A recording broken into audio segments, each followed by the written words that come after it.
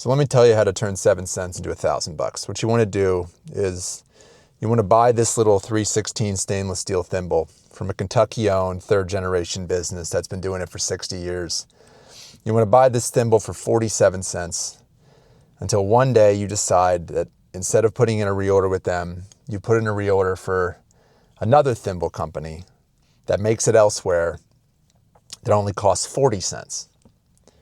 And this other company doesn't have the same rigorous testing processes that that first company did. They don't anneal it the same way. They don't import the same kind of manganese out of Australia.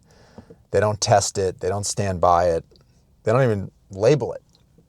But it looks the same. And then what you want to do is you want to put it on every single one of the retaining rings that you have to put on your flagpole. All 10 of them. And that way, in 6 months, after you've installed it, and that little metal piece breaks, that thimble breaks, you get to go to your customer and you get to say to them, hey, look, we got to replace the entire retaining ring strand. And that's going to be $150. Oh, and by the way, there's 10 of them. And the other ones are starting to fail too. So we should probably just replace all of them. And then you bill them for $1,000. And you're a business genius because you raised profit. You know, it's funny because last year, this flagpole service business, net margin, I hope the IRS isn't listening, net margin was 42%. It's my most profitable business. Pet cremations was 33%. It's probably at 11 to 17% on Amazon. It's normally 18% in the laundromat when it was really running, although the crappy ones were like 6%.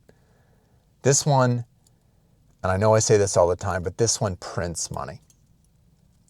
And I have never once bought this shitty ass stainless steel garbage, which right now is freaking me out because my first flagpole business I ever bought, the guy had 40,000 of these US made thimbles in stock, and I'm down to 7,000 now, which means I have 2 years of stock.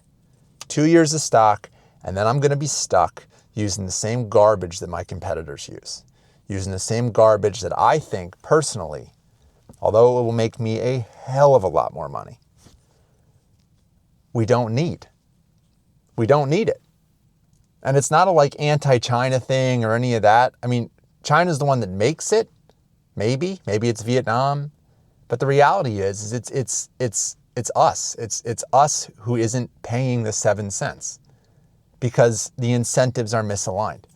If I can save 7 cents on something and turn that into $75 for every 7 cents I save, there's no way we're going back. No matter what we do, there's no way we're going back.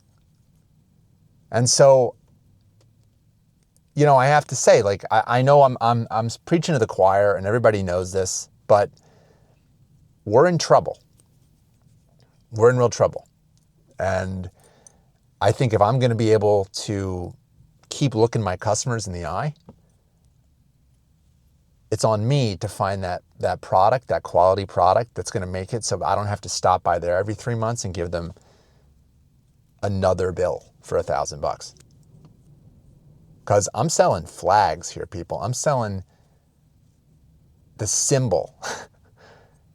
and if I can't sell a thing that literally symbolizes American grit and fortitude, if I can't find a U.S. manufacturer, U.S. made company that's going to provide, and don't get me wrong, there are U.S. made companies out there. They don't make these.